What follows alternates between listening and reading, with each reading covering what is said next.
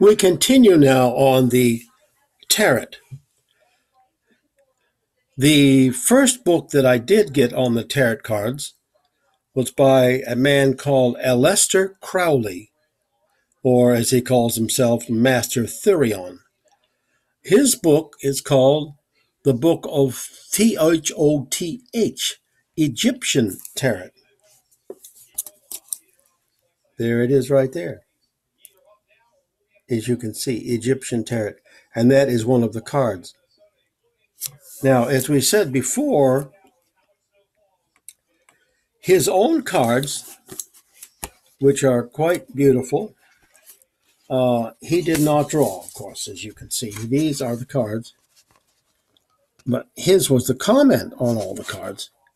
But he did not draw the cards. As I've said before, the one that actually made the cards in this case was a woman called Frida Harris.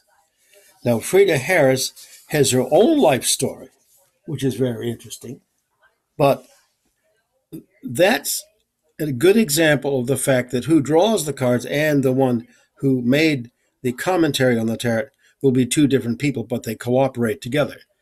Now, in the case of Aleister Crowley, in this book, he has much in here to get you to understand what it means. And what Crowley does, he goes through many, many different kinds of wisdom, not just the tarot.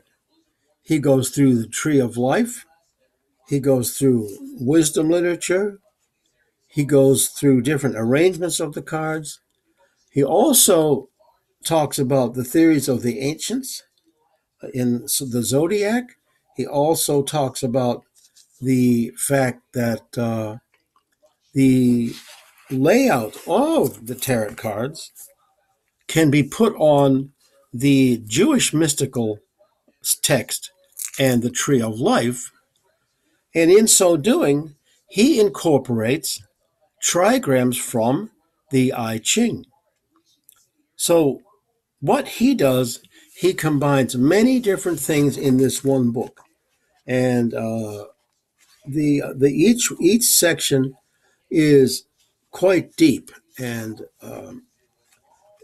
every time you find something in here, when you read it, you will also sometimes find a reference to other books that he himself has written. Now, Crowley wrote many other books, and he also belonged to the Society of the Golden Dawn, which we'll talk about later. Later, he went out to found his own work and so forth. But when you read this, you will find out that the usual text explaining the books of the cards are not as detailed, nor will it have so much ancient scripture type notes in it. So, in fact, it's sometimes very hard to understand. That's one of the things about it. Now, for example, we were using number 10 before, which was the tree of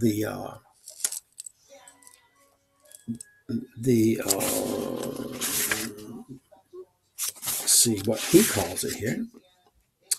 Oh, a Wheel of Fortune. He just calls it fortune. But when we read it, we will see it means quite a bit more than that. But you will find, for example, this is the section where he talks about. Now, you won't be able to read it, but at least you'll see what's in it. So when you read it, you will find a great deal of very detailed information you can look at there. And we will show you, when we come back, some of what he has at the end of this book as well, which is what I mentioned before. I have his own set of cards, of course, plus they are also in this book. But I have another book, which I will explain to you when we come back, that helps us understand this and to understand the woman who made the cards for him and the correspondences they had back and forth with each other, which are very, very important in order to figure it out. We will be back shortly.